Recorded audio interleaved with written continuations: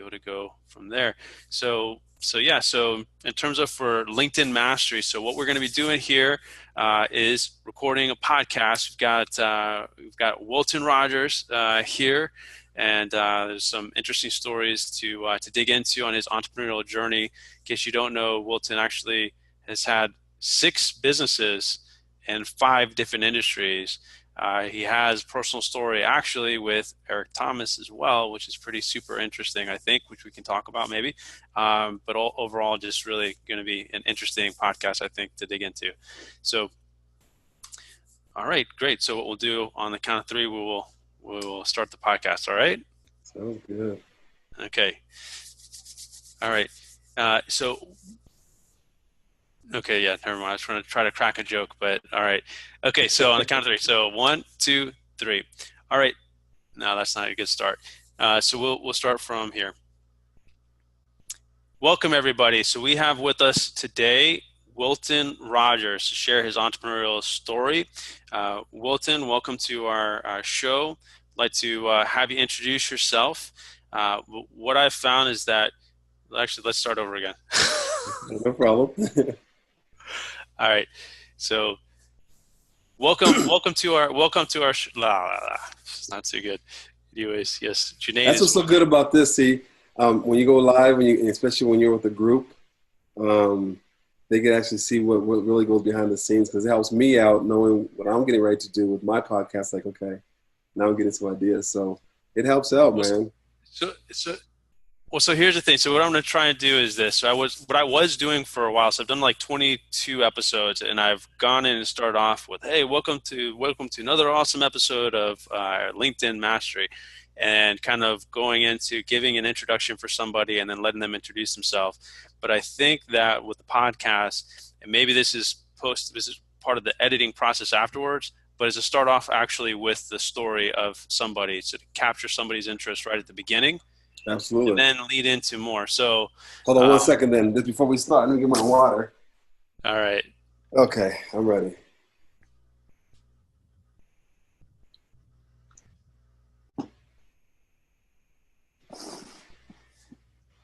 All right, cool. All right, so great. So everybody, we have Wilton Rogers with us today, and Wilton Rogers is a phenomenal entrepreneur, over six businesses in 5 different industries, and we're going to have him introduce himself, but I'd like to have him start off with telling us a little bit about his story, and then he can go into a little bit more of an introduction of what he's working on. So Wilton, welcome to the show. Hey, man, I really appreciate you having me on. It's an honor, and I'm looking forward to it, man. So thank you.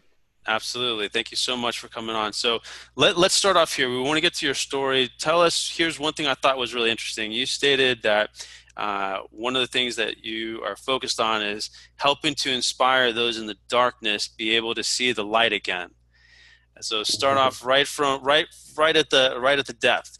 Tell us a little more about what that means. What is some of the tough experiences that you had that brought you to where you are, that got you to actually, say that you want to help inspire others that are in darkness to be able to see the light again?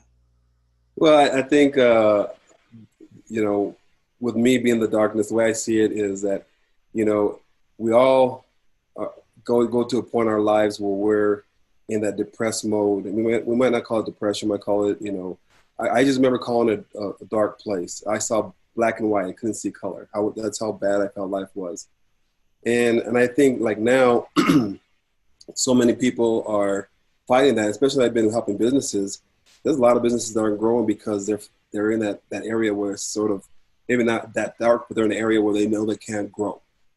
And usually it's just, a mental switch and sort of get them on a different path to sort of continue with their vision. So, my whole thing is to really show people how easy it really is to get out of the darkness and into the light pretty fast. And I've hit the rock bottom twice. So, but being able to understand where I want to go, sort of, I know the mental part that what it takes, what you need to do to prepare yourself to be able to conquer those hills and start seeing the light. So that's sort of what I was sort of going with that. Great. Tell us about that. Tell us about those bottoms. What did those look like? What happened? Well, I was in the, I owned businesses. And one business I had was a mortgage company. And I flipped a lot of homes. I used to do a lot of flipping homes back in the early 2000s. And I did very, very well, man. I mean, I lived a good life. I wasn't one of those that flashy. I mean, we had a comfortable, very comfortable life, and I used to reinvest. But all my investments were into properties, into things like that, and Okay. fixer uppers. And so when that bottom, when 2008 hit, a couple partners of mine we just put a lot of money down for this property outside of Albuquerque, and probably long story short, within about 3 months, that money was gone. Like, we were never going to see it again. It was gone. And that's because a lot of the businesses weren't allowing you to do certain loans. And at the time, we sort of already knew what loans, even though we were good with all of our loans, we knew how to use what loans where for what project, and turn it and flip it fast. All those programs start getting cut. And we're like, oh man, now we can't borrow money here. We can't borrow money there. So lost all my savings. And in fact, I had to file bankruptcy, lost my house, lost my car. I literally lost everything. And I had to borrow a friend's Jeep, because I didn't even have enough they wouldn't even let me rent an apartment, because they saw everything that was on my credit. So at that time, it was real, everybody was scared, I guess. And so I found a job, and so I just lived in my Jeep for 2 weeks, and that's when I was introduced to a video about Eric Thomas, and so he told me he had gone to see Eric Thomas, or Eric Thomas went to his old company and did a little presentation for him, and he was getting transferred to Albuquerque to work at Intel. And he told me, "Hey man, you remind me of Eric Thomas' personality. You got to look him up." Da, da, da, da. And so I just started looking him up, and I got hooked. And Okay. so I went out, got out of that part, and was able to work my way into the fitness industry, and grew up. Within 2 years, I made a real good name myself in the industry. In fact, I was traveling, training other instructors all over the United States, and then I left the corporate industry world and opened up my own with some partners, and that's when I hit rock bottom again, and I lost everything. And this time, I had just gotten married and lost everything. And What happened? went in and pulled out my savings and my retirement, what I already had for what I had already built up from losing everything before, and invested into this company. And for a year and a half, man, we were booming. I mean, we had over 1,000 members, in our fitness studio. I mean, we grew it over. I mean, it grew fast. And then all of a sudden, we didn't have any money. Our employees weren't getting paid. So I did a little research. So I was more of the marketing sales guy. I did more research, and long story short, I told my one out, because it's not gonna, I know where this company's going. So they said they're gonna buy me out. They bought me out. They never paid me. Took them to court, and the day I was getting ready to go to court, they filed bankruptcy. And the week before, he literally closed the gym down without telling anybody, and sort of ran off with everything. So it was pretty bad. Wow. And so, long story short, those are things that sort of went on in my life. And I don't blame anybody, honestly. I think it's just those are all learning experiences, and I should have seen red flags along the way. And I'm sure people probably back in the day when we were doing business with them, they probably said they should have seen red flags with me. But at those points, those were rock bottom parts. And I had a coach like ET sort of get me out of there, and get me to where I'm at today. Wow. Well, when you said you had recently been married at that time too, how long had you, I guess, been married, and then Like like that. we got married in April. I left there in July. Wow, April, Yeah, May, June, like three or July. 4 months. 4 months. That is Yeah, tough. yeah. Okay.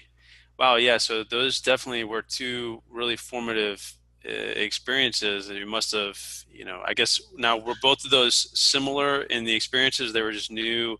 I mean, so any things that you could pick out from there that you would say, okay, sort of what the impact was, and then sort of So I guess what did you learn from, I guess, from both experiences that you sort of took forward? It sounds like one of the things is some of the mentality to be able to sort of pull yourself out from there and then to be able to move forward. And it sounds like there's probably a lot to talk about there. Um, so, but would you say both of those were similar in experience, or they were pretty different, or just they were just bad?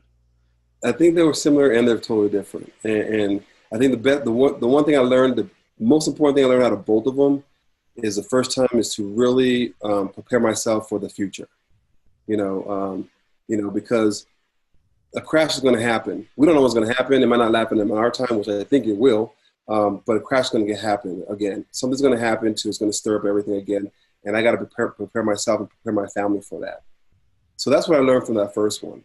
The second one is more,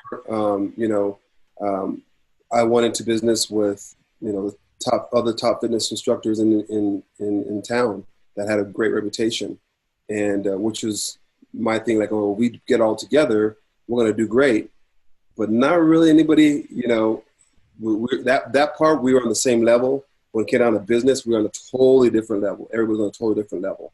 Okay. So I think the second time around was like, if I'm doing business with people, I got to make sure that I understand them, they understand me, and we're on the same page before we dot those I's and cross the T's. So that's one thing that I learned going into business, to make sure that those collapses don't happen to me again personally. Now, how would you then go about structuring your approach to going into business with somebody else in the future? So with that, how would you go about making sure that they're sort of on the same page and to be able to interact with them to get that clarity? I think the way I do business now is just like this. Be honest with you, talking to you, knowing the things that you do. There might be some things that I can collaborate with you, that I can work with you on, that I know that's going to, we're going to be able to help out others together. So I think knowing that person, seeing that person's work, having some kind of business personal relationship with them is more important to me, because that is more trust, that their character and you basically know each other almost like friends, but your business partners, you can trust them. So I think building that network that I'm building now and getting to know certain individuals is the way I'm really going to try to that I'm looking to build my businesses right now, because you got to trust somebody you work with, and you got to really know that they're going to have your back, and you're going to have their back. And I've been finding a lot of that with people I've been networking with lately. I don't limit myself to local. I'm going, everywhere to really find some good people. Okay, and it almost sounds like maybe in that second go around that maybe, if I'm understanding right, perhaps maybe just the pedigree of those individuals, or the reputation, or their ability to produce, you kind of allowed that to sort of be like, okay, so you're really good at what you do, I'm really good at what I do, let's just go together and we're gonna win. Mm-hmm. But it needed to be a little bit more vetting of those individuals and a broader scope of the individuals to pull from, to understand sort of what the synergies are, how you're going to work together, and to see those beforehand. Absolutely. You see their work, and you see their obligation to their craft. When you find somebody like that that's really dedicated to what they do, it's like, it's a no-brainer. You can see their personality and their work follows them. So it's easy to find that now. I won't say it's easy, but it's easy to find those type of people. But once you get to know them better, I think you open yourself to a way bigger opportunity, because I'm not minimizing myself in this little box where I got to find some good people. Got it. So tell me then, so to go after it and pick yourself back up, to go after another business, you've had 6 businesses. You currently have a business. You have 2 businesses right now, correct? It's 2. I'm working for one, and I have one. Yes. Okay. Yeah. Okay. So where did you get this passion to say, so you would have had to have developed the passion earlier on, or at some point, to say, I'm going to move forward. I'm going to do business. I'm going to be entrepreneurial. There's something that's been pulling you forward. So how did that develop? How did you get the itch to say, I want to sort of do something myself? I want to produce. So where did that come from? That came at a very young age, man. I mean, I literally was, I think I was 8 or 9, selling eggs. I can't remember. I was young, but I wasn't young enough to know that I'm making money selling eggs after church. You know, I had people lining up and I used to take a list every week and go back after church the next week and we used to have chickens. I used to live in a farm. So they used to lay probably about at least 4 or 5 dozen a day, you know, or more. So I had a lot of eggs and we couldn't eat them all. So I was just selling them. And I think I always loved that. And when I got older, I used to cut wood to make a living. In fact, I have a scar right here where I had to get 75 stitches from a chainsaw. Chainsaw. So, the chainsaw, because I was cutting cords of wood. So I always had that. Back then it was like I want my own money because my parents used to work really hard, and you know, they used to want, you know, say, you know what, I'm gonna give you some good basketball shoes. I'm gonna give you this, and they used to. And I always wanted 2 pairs or wanted something else. So they were coming to give me my stuff, buy my stuff, and then I would have my money to go get my whatever I wanted. Yeah, I was unlimited. And I sort of felt good at that age, being like, man, this is my own money. You know, so I've always been an entrepreneur by heart, you know, and so any business and that's what's crazy is like, I've been in multiple corporations before, but I could never stay there. And the reason why is because I pretty much learn their system or what they do, and I run with it. You know, I did in the mortgage industry, I did in the fitness industry, you know, I did in the cellular phone industry, you know, I did it now I'm doing it in the technology and software industry.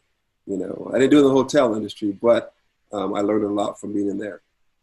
But I always felt like, oh, I can get more, I can do more, I can touch more people in a different way. So that's sort of why I sort of learned what I could from certain industries and then branched out and became an entrepreneur. So I've always had that entrepreneur heart since, you know, I was a very, very young kid. That's pretty cool. It reminded me of sort of what I think I got interested really in sales, which I think has led me to an unorthodox approach to everything. Is that I was in like middle school and we had an event where they brought in people to basically, they said, hey, here's a poster, you have all these prizes, and we want you guys to go out and you can offer magazine subscriptions to people in your neighborhood or these other things. And you go out and you get these number of sales, you get these different types of prizes. And so we went out and I ended up actually going door to door and going through all these neighborhoods, and came back. I ended up being like the top salesperson there for the school, and we won all these things, got these prizes. But I realized as I was going through that if I just knocked on enough doors, I would get sales.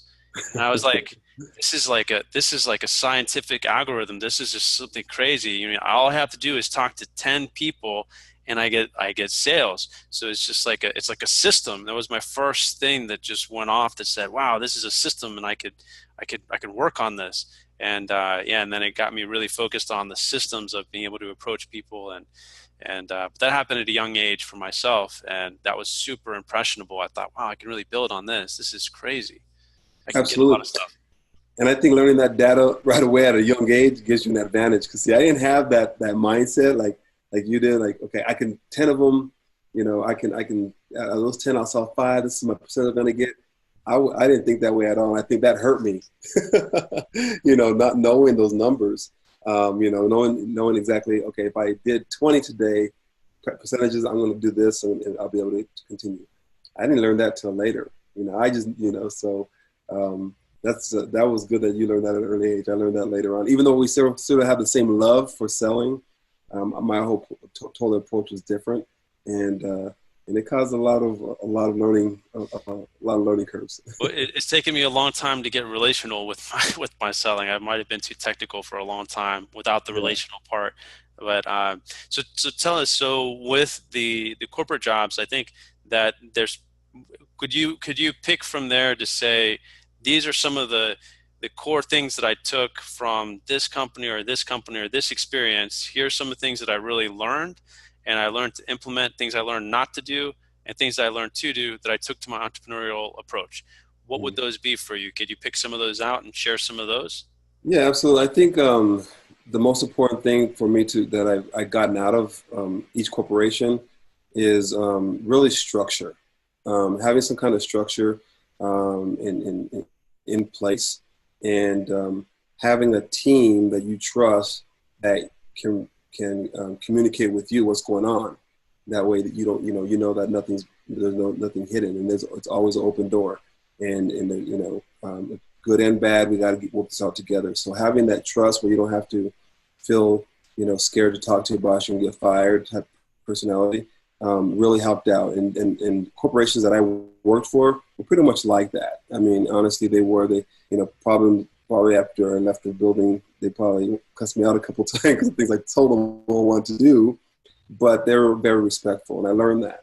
And one thing that I would say I took away from that I'm implementing now is caring more for my employees, caring more for them first. It's not the customer first; it's my employees first. Now, and the reason why is because I know my employees, I trust them, and if they tell me that something happened, I'm going to believe them, whether it's good or bad. Hopefully, if they did something bad, they can admit to it. So I'm always going to have their side first. But it's not only that part, but it's also making sure that they know that you care for them. One thing I'm getting ready to do, I haven't told anybody this yet, so is now that I'm bringing on some agents onto my team, as a welcome to the team, they're going to all get a bottle of wine shipped to their house with a business card saying, thank you, enjoy your bottle of wine, we look forward to working with you, because I want them to know that, hey, this is going to be fun. We're going to have a lot of good times together doing this. And so I think caring for the employees is so important, because when you do that, your energy and your level of production is a lot higher, retention's a lot lower. And they love what they do, because, even if they don't get paid, what they want to get paid right then, just because of the atmosphere and everything else, like, dude, they're not going to find this anywhere else. Why am I going to leave? That's what I'm trying to build now, because that's why I try to do my other businesses, making sure that they knew that it was hard to leave because they really loved it there. Got it. That all sounds very helpful, and would take time to learn those lessons. I almost think that within a lot of the bigger corporate settings too, that one of the reasons you might want to go set up your own thing is that you realize that there are some people that are not necessarily playing at that level, and they're just not willing to change. But there's so much bureaucracy within the larger organization to where maybe they can't move them, or you want to have more control over being able to set up that type of atmosphere to produce more. I think have you noticed that within some of the other organizations? I think outside of what I told you, I think that is I knew that going into most of the corporations. So I try to learn as much as I could, and when I knew I couldn't go any further, I'm out. Or I knew I couldn't learn anymore, I'm out. Because that was the main roadblock. That was it. That was the biggest roadblock in corporations. But I always knew that because I wasn't at the top of the corporations, that eventually I'm going to hit that roadblock. Does that make sense? So at that point where I knew okay, I can't now make a difference anymore. It's very political. This person's been doing the same thing for 20 years and not even listen to you. When it came to that point, I knew it was time for me to sit down and say, okay. But I knew that going in, so I sort of already been training myself, all those different steps. So when I got to that point, that when I walked away, I'm like, I'm going to continue on. I'm going to go from here, and I've already built a network of people that I can do business with. So that was probably the main thing. Okay, you mentioned network. So how have you focused at growing your network throughout this to where you could launch 6 businesses? I think it was funny because I'll go back before there was really a lot of internet. And I tell you, I was working at a fitness studio, and I was a manager at a fitness studio. Okay, and I wasn't even teaching yet. And one of the instructors said, "You have a good personality. You should teach." I said, "I'll take this class and I'll see what happens." And I took the class. I enjoyed it, and then I started getting people in the class. And a couple people here and there, 4 or 5 people in the class, and then I just started the same thing. I was like, okay, what do they need? So I would I would ask them, when they walked in, hey, how things going? My knee hurts, this and this, and I just ask them questions. And then I would go back and I would do my workouts. And I'm like, when I'm doing my workouts, I'm thinking, okay, well, this one, Sarah said that her knee hurts, so if I do have her do this, it's my helper, and I can do that. So I start thinking about the instructors. About the members. And so when those 5 came in and we started dancing and we started working out, and I'm like, all right, remember this knee, put that knee forward right here, push through the heel, don't put any pressure on here. I will also walk through the process. Over here, the shoulder, if your shoulder's hurting, do not go past this right here. And I just started teaching them. And now I make it fun, play good music, and everything was in a rhythm. So I would go home every night and practice like I was teaching a class, and my older kids, when they were living with me, they were all in a different bedroom, like, what are you doing? This is like, so I was in my room or in the living room, just pretending I was talking to people, because I was thinking about those students, those members. And pretty soon they started loving it. They started telling their friends, and I kept doing the same thing. And I just found an easier way to do it. And within 4 months, and it never been done at any of the studios here, they had to sign up for they had to stand in line, because this studio, they couldn't do it. They had to stand in line. So there would be a line of people that they would come like an hour early, because if they come an hour early, they weren't getting in my class.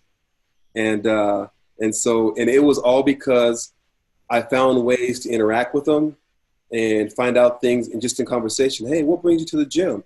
And they start telling me, I'm like, okay, Steve said that that he's having bad backs, bad back, because he's been lifting stuff forever. So I used to write all these things down, and then Steve, okay, I remember that one. I'm going to do this move for today, and I'm going to go to him. And then during class, I'll be like, okay, remember, Steve, you're saying your back hurts. What I want you to do is do this, da-da-da-da. Everybody else will put a little bit of fire into it, So, and I would just make it very interactive. And even to this day, I ran into a lady I haven't taught probably in 5 years, whatever. That's been a long time. I can't remember. And she's like, Wilton, she goes, I still miss your classes, I still miss them. So really, networking was finding out what they needed first, helping them whatever you could help them with, and you just did your homework on them, and you did what you need to do to help them out, and honestly, without anything trying to come back to you, is honestly help them out. And when you did that, it just sort of tenfold. And I wasn't even trying to do it. I was really trying to say, you know what, I want to help you guys, and it just grew. So that's why I sort of try to build my network. And now that I've been involved with you here on Mastery, LinkedIn Mastery, and you've got me involved with others, it all started, honestly, you and I reached out when I first moved back to New Mexico, and that's how it all started. And you gave me the information, and it snowballed from there. And now I'm doing the same thing in a different way with the network that I'm doing now. And, when I first started off with you, I think I had like 300 people on LinkedIn as connections. And I think now I have like a couple thousand, and it's pretty crazy how it's happening, but it's the same concept. We're just taking it to the world now instead of to, one location, It's crazy the way that the world has even gotten smaller now, and the ability to network at scale and create so many different assets to be able to engage and help people it's mind-blowing. It's really just mind-blowing. What's mind-blowing? It's mind-blowing when you're actually doing it. When because I remember like the conversation that you and I are having now, I've heard it before with other people. Like, man, when you start using the internet and you start doing this, it's mind-blowing. Like, okay, cool, right on. And it, it's like, cool, I believe it, but I don't really have time for it, or whatever the case may be. But when you're in it and you really see it happening, it's really mind-blowing. I have to say this. I keep on getting this all the time now. I showed, so yesterday, today, I showed somebody a signed copy of this book. So I went out to this event. It literally took me a year to get out to this event. I've been trying to go in person to this event for a year to try to meet some people, and I finally had this opportunity. It was just too overwhelming. I had to make it happen. It was there's an organization here called Nehemiah Project, and they had this event. It was a biblical entrepreneurship graduation. People presented their Christian business plan, and it was graduation. And from there, they're going to be going somewhere else to basically present their business. but it was also an event where they were focused on creativity and innovation conference and biblical entrepreneurship graduation. So they had there a keynote speaker who was the former 20-year chaplain of the Washington Wizards. So the thing is, so Joel A. Freeman. So the thing is, for me to go to this, there happened to be even the opportunity to go to this. I got invited by essentially one of the directors for Nehemiah Project, who actually will be doing a podcast here in just a bit. So keep your eyes out for that. Okay. But so literally, she invited me there. She does some things with LinkedIn. She invited me, but there happened to be another person that I've been trying to see for like a year that does some other networking things here. So anyways, went and ended up meeting. It was a great thing. I connected with all these different people. That was in one particular place. So the thing is, I ended up actually being able to connect then with Joel A. Freeman and got his book, got a picture, got things signed. And then I remember going back to the office, and nobody is networking at this scale there. And, one of the things that they asked, I said, hey, check this out. Look at this book. Like, this is super crazy cool. And they're like, how do you have time to do this? Like, how are you like all these things that you're doing and everything? How do you have time to do it? And ultimately, my response, my thought is, I have to do it. Like, this is necessary. And, the amount of time it may take to go and to network, whether it's in person or online, you're building these assets and you're sharing value. Like, you knew because you connected and you really connected with those people within your class that this person had a knee problem. This person had a back problem, and then you research to find out information to provide for them, to help them. Online, you can do that at scale. Right. And you almost have to, if you think about really taking your business growth serious and just trying to figure out some of these puzzle pieces and how to do it, then yes, I think then it's almost like a wave. Then you have to learn how to, just like with a business, I think is learning how to systemize it, manage it, not let it take over. And it's a whole nother beast. But I think that's really with entrepreneurship and these systems, when you get into doing your own thing, you got to figure out how to manage these pieces. Right. And I think that's where, a lot of networking helps, because I met people that I know how to sort of streamline a lot of little things, especially things that I've been doing now, which I'll share with you later. But a lot of the network people I've been networking with that are specialties in those areas have given me free information on what to do in order for me to streamline sort of things. So I've already been reaching out to people already on LinkedIn saying, hey, I'm doing this, I'm doing this training module, I'm doing this and this. I need your assistance. I know you do this. Can I get some ideas on what you think I should do here? Oh, sure. Then check this out. This is my whole thing. And they'll send me information. Does that help? Absolutely. So I think networking with people and finding out their strengths have really helped me streamline my project a lot faster than I even thought possible. So that's great. I think that's a really good feedback. Strategically, intentionally connecting and managing your time with who you're connecting with. That's key. It is very key.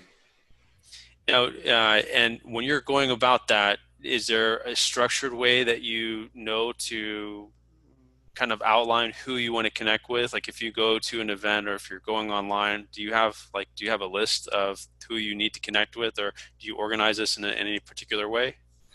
Right now, I'm not. What I'm doing is I'm sort of building my back-end process of my company. And so I already know what I need for everything. I'm just looking to find out who are those professionals in those areas that can give me their input or their expertise on different routes I should take. So I already have a vision of where I want to take my business, and I'm just along my path of my vision. I'm finding those people that can help me keep me on that path, or keep me on that path without me having to go off and find things on my own or learn things on my own. So that's the way I've been building it, and I'm continuing to build it right now. All right. So let's do this. Tell us a little bit about the business that you're building, sort of what your vision is with it, how you've come to do that. And I definitely want to get back to a couple of things that have to do with some of the things we got to talk a little bit about, some of the ways that ET helped you, Okay. some of the strategies, some of the thought process, and I think that people are going to fail. Another guy that's here in the community that's has a top podcast, Donnie Boyven here, he mentioned that really when business, you need to basically you're going to get punched in the face and you're going to fail or you're going to fall on your face. And the thing is, what is it at that point that goes through your head? And then how do you piece back together to get back up and move forward and be stronger and to just continue to move forward? And so I think Yeah. we got to explore that just a little bit.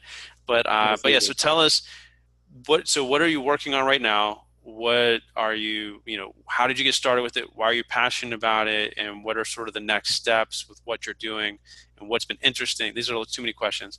No, So I got tell us about it. it. Well, what I'm working on now, I work for a company called Diversify Robotic. My brother is a founder. He was an engineer for AT&T for years. Him and some other amazing, talented engineers built this process, or this is a process called Robotic Process Automation, RPA. But they've only done it for Fortune 500 companies. He was the main guy. He helped AT&T blow up because of all the ways he made that company automated. Well, he knew all his engineers that knew how to do the same thing for other Fortune 500 companies. So they built this company to help the SMB market offer the same service. And long story short, what it does, anything a person could do behind a computer can be automated. And it has nothing to do with software. It's basically a digital employee. So they had a great program and they had some great data. So they brought me in here to try to sell it and market it.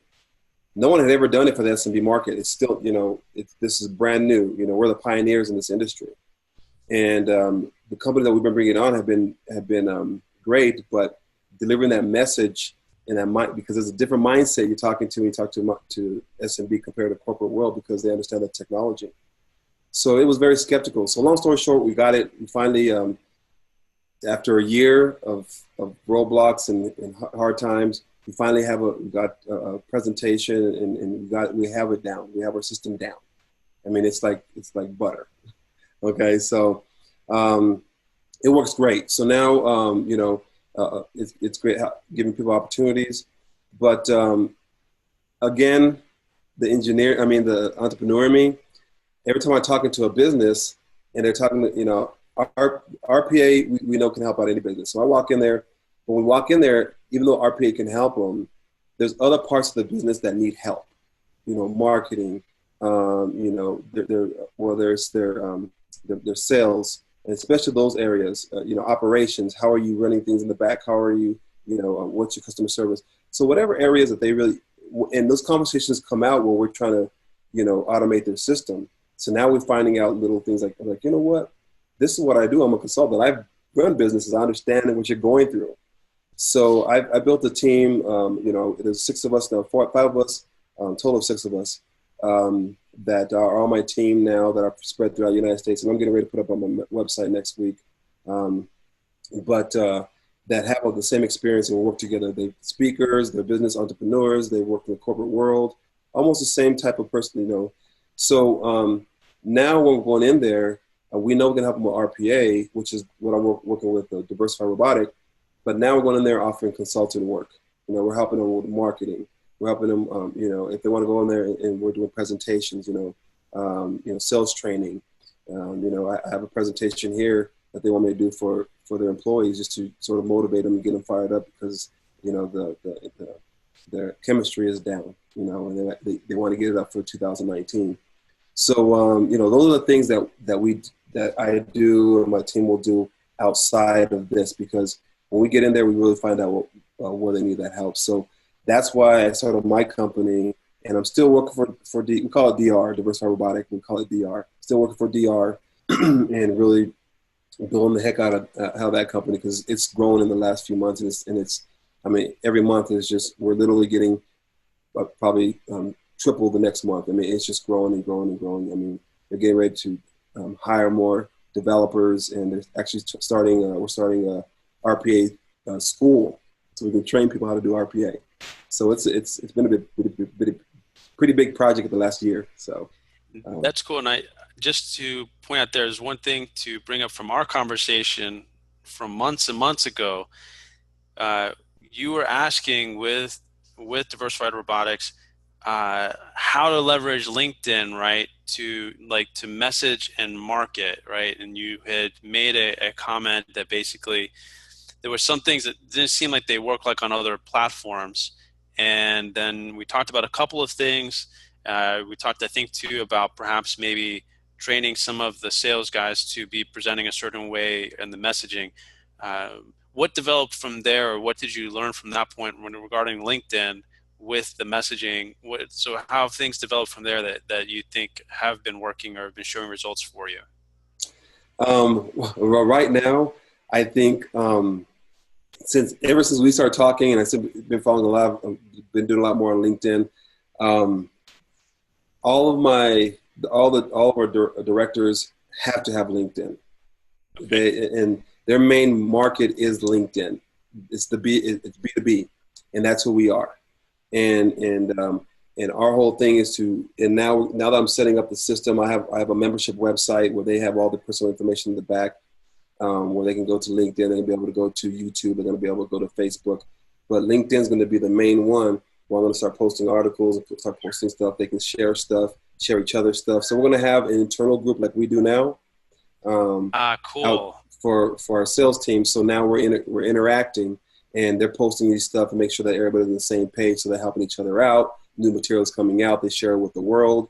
So they're going to get continuous LinkedIn training.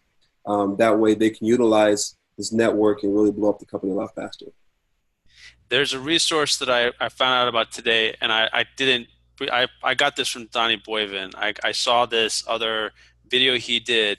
So what you can do now is apparently you can take links, and this is called share link generator.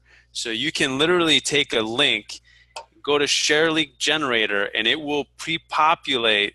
This is crazy for Facebook, LinkedIn, I think YouTube, multiple places, the same link. And if you share that then with somebody, it goes, you can put it out to their network. So it personalizes it for each person. So say one of your sales reps, right, or somebody that's there, they make a post, learn this or whatever it is, and it's super deep, super impactful. Literally, then somebody else could take that same link, if I understand this right, and then upload it into the share builder, this share link generator, and then the other reps could take it and it will output almost as if they were sharing it themselves, but it's already made. Does that make Oh wow! sense? So everybody grabs that same, and it goes to like a hub, and they can grab it there and share it. So if you had a group, right? Mm-hmm. Say that you have this impactful link, or whatever it is, like your target audience is XYZ business owner within whatever industry, right? So there's some piece of content that is going to be super impactful. Like maybe it's this podcast, right? So this podcast blew your mind, and you knew that if it got in front of the CEO of this company, he would love to get the information because he loves Eric Thomas, right? Or whatever it is. So then basically from there, you have that link, and somebody could take the link and put it into share link generator, and it's going to almost basically be able to pre-populate for a Facebook post, a LinkedIn post, I think a YouTube, so Wow. something like that. I really haven't spent time with it, but I just came across today. But the thing is, then when somebody if I give you that link and you put it into there, when you go to upload your post, it's going to be coming from you, and it's coming basically from your social media sites. So then Right. your friends and your network. So I it's got something it. more to play around. I haven't played around with it to really I know get it exactly. yet, but I think I you see understand. the potential with it, right? Yeah, absolutely. When you figure that out, you're gonna post it here for all of us to see, right? Yes. Well, maybe we can call. So if Donnie sees it, he can maybe do a lesson on this or something within the Yes, community. But yes. I like that. So That's gonna well, be nice. well, awesome. Well, I didn't want to get sort of sidetracked there, but okay. So that makes sense then in terms of so were there some other points too that you had that were there? I kind of took us off there, but uh, No, I think for the most part, a long story short, the reason why I started this company is because um, there's a lot of businesses out there that have great ideas. I've had friends that have restaurants that had different businesses and they closed down. And after talking to them, it's not because they just didn't know how to run their business. They didn't know how to get people in the door, you know. And for whatever reason it was, you know, I was talking to a friend of mine that's just working on B2C. You know, he sells this, you know, this alkaline water stuff. And I was like, B2B. I said, why don't you go to this business right next door and say, dude, you should have 2 of these things in your office right now because this is going to help your employees because it's clear water. It's you know, it's the best water you can get. Excuse me, but you need to advertise to them. So I said, there's different ways that they really don't know how to really touch and so what I'm looking to do is help businesses find out what their vision is, not change their vision, just show them an easier path to get there without them trying to figure out it on their own. Because I've been a business owner, and I won't say it's an ego, it's more of like protection of my business. I'm like, no, I know more about my business. Yeah, you know more about what you want to do for your business, but you don't know more about how to make sure that your vision can be bigger than what it is or to grow from where you're at. Because most people don't know that. They go in their business because they know more about, oh, I like this idea. I'm great at it. I'm going to do good because people are just going to know who I am and follow me and do this. And I cook good and I'm going to open my own restaurant. There's so much more that goes behind it, but it does not take a lot of work. They think it takes like forever. It's like, no, it's a blueprint. You figure out that blueprint and let me check in with you and let me follow you. Not do it. I'm going to show you, help you, and I'm going to keep you on track of everything and get you there. So I think my main thing is to really help out businesses, man, because so many business owners have beautiful ideas and they want to be business owners and they want to change the lives of their families and they want to live that type of lifestyle, but they get lost and they end up spending 40, 50, 60, 80 hours a week, you know, keeping the doors open. And there's an easier way to do it. They just have to have the right people. And I've grown over this year to really have and it's getting bigger now, network of people that I still have coaches and people I talk to that will help me if I have questions about, hey, I'm working with this company doing them. You know, I told them, what do you think about this? What do you think about that? And we game plan. So I have a lot of people that help me in behind the scenes.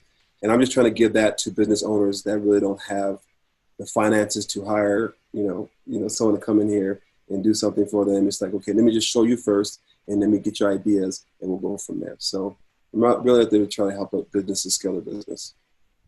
Got it. So it sounds like pulling together a bunch of resources to help the business owners to grow their vision when they probably too looking at a certain, would you have a particular market, or would you say that it's a particular size business, or what would you say that is there a particular niche you have, and would you say you have a particular value proposition? I think I heard it there, but do you have it niched to a particular focus with a specific value proposition? I don't, and the reason why is because, like I said, I've had a software company, a mortgage company, a fitness studio. I'm trying to even think that production company. You know, I've had these different in the totally different industries, and but a lot of them, every company, there's the way they want to scale and they want to grow are different. I can work with 2 CPAs right now, which I am working with two CPAs. And they're totally different on where they want to go with the company, totally different on their vision of what they want to do.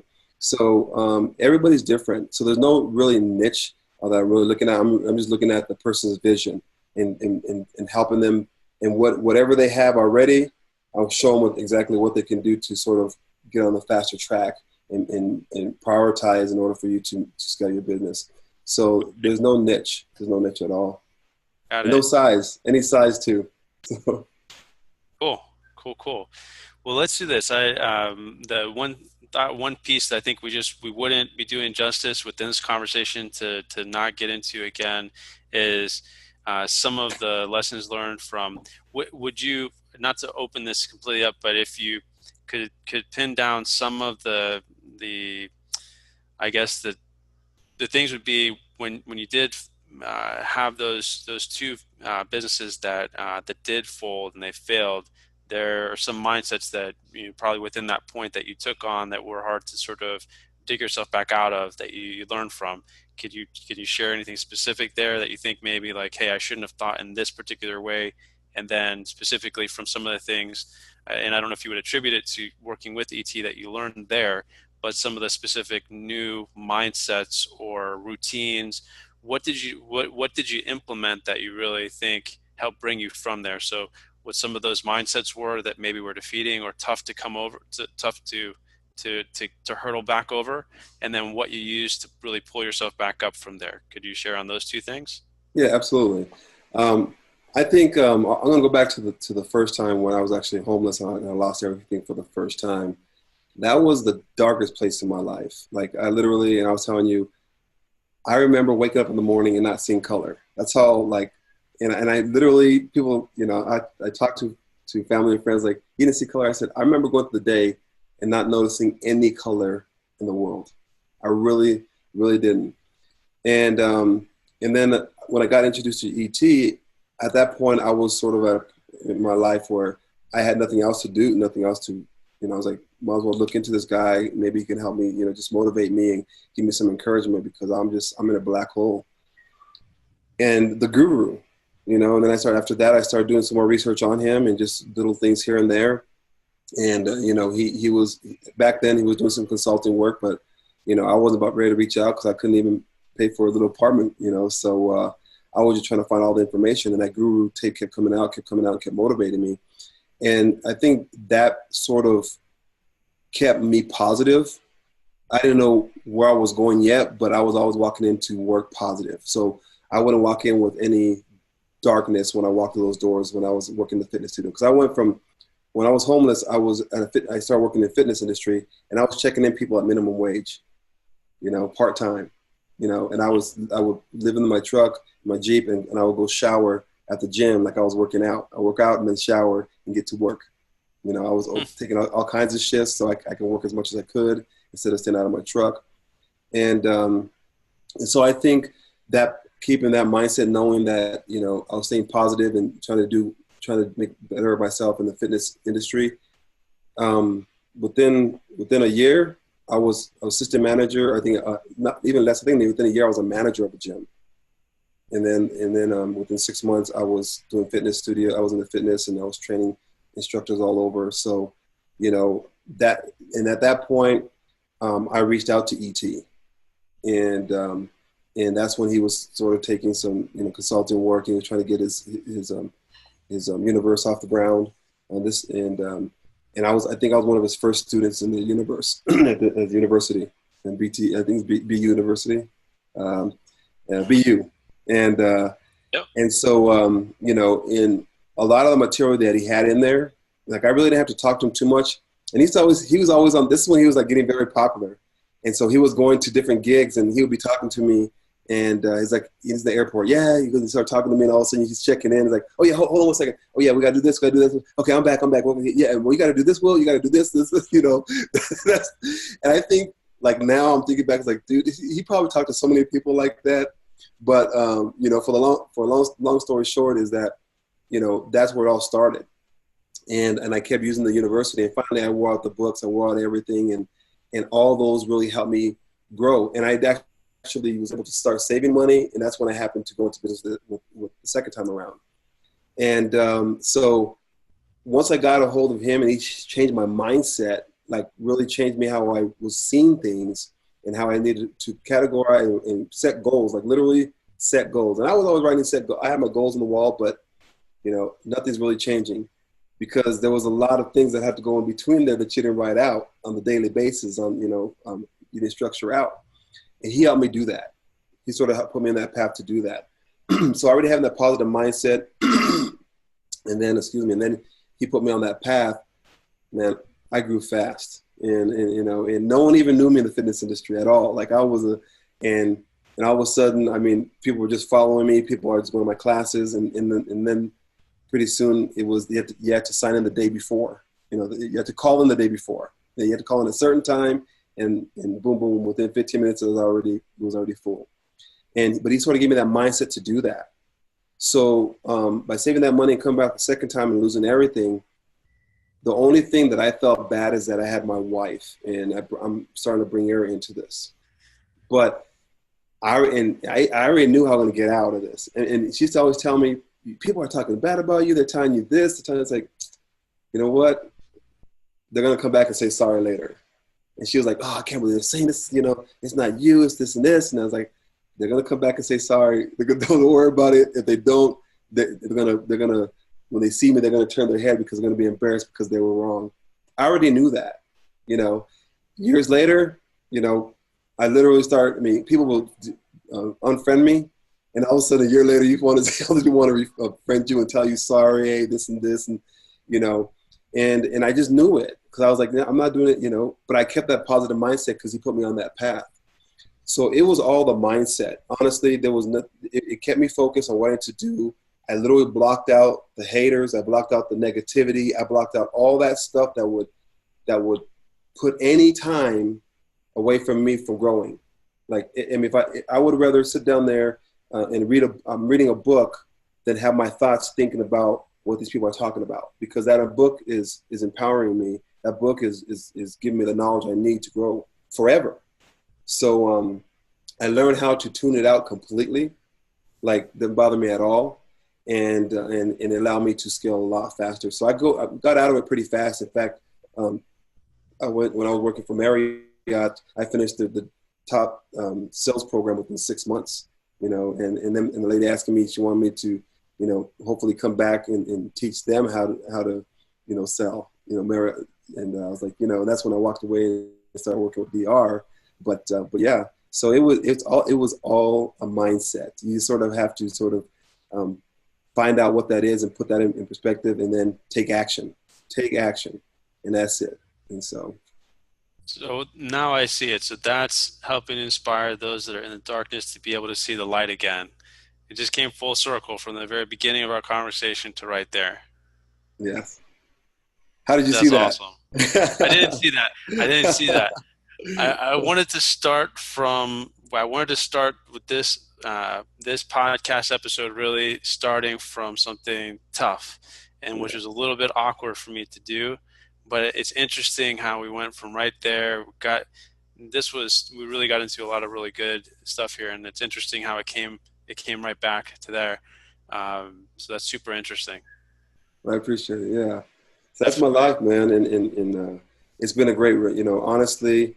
I'm opening up to share that with everybody. In fact, this is my first time ever really sharing it. I shared a little video on LinkedIn a while back about my story. But this is actually the first time that I'm talking to anybody about it outside my circle, live or in person. This is the first time I'm actually telling somebody about my past. And I think now it's time because now I really have a lot to share with people. And I know I can help. And so, yeah, man, this is the first time. So. Wow. I mean, that means a lot, man. That's really cool. I appreciate that. No, I appreciate you, man, and I'm excited to share with more people more often. So, thanks for opening the door. Absolutely. Well, yeah, we can. I think maybe end on that, at least for the podcast here. So, thank you so much for your time. If people at this point now, people obviously can connect with you on LinkedIn. So obviously, because we're so focused on LinkedIn, so somebody that wants to connect with you for business or personal, they're looking to get some help with their business, they have questions about automating things, with their business, or they just want to connect with you personally. So what are the best ways for people to connect with you? The best way, I mean, if they're on Facebook, I have my own little page right there. It's a public page. It's called Easy to Scale. Easy to Scale. I'm posting more information on there. I just opened it up, so I'm still working with it. They can find me there. They can go to my website. I'm building a website on the back end, so it's a temporary website now, but it's still up and running. That's scalethroughautomation.com. I couldn't find a shorter word, so I had to figure that one out. So, but no, that's my company's called the STA Group. So it's scalethroughautomation.com. Those are probably the easiest ways. I'm always posting on LinkedIn. A lot of if they're B2B and they want more information on just business in general, I'm going to be posting on LinkedIn. Starting in 2 weeks, I'm going to be having a weekly podcast. In fact, I have a studio now. I'm going to be doing a podcast. And I'm going to be bringing on guests that are specialized in certain things, and just business owners, business-minded entrepreneurs to share with my network of people what they do, and maybe they can, network, and maybe they can help them in certain situations. So the podcast will be coming out soon, but the best way right now is through LinkedIn, Facebook, and my website at scalethroughautomation.com. Great. Well, we'll put notes for links for everything within the podcast episode, and as new ones develop, just let me know. We'll add those into the podcast episodes or notes as well. Awesome. All right. I'll do that. All right.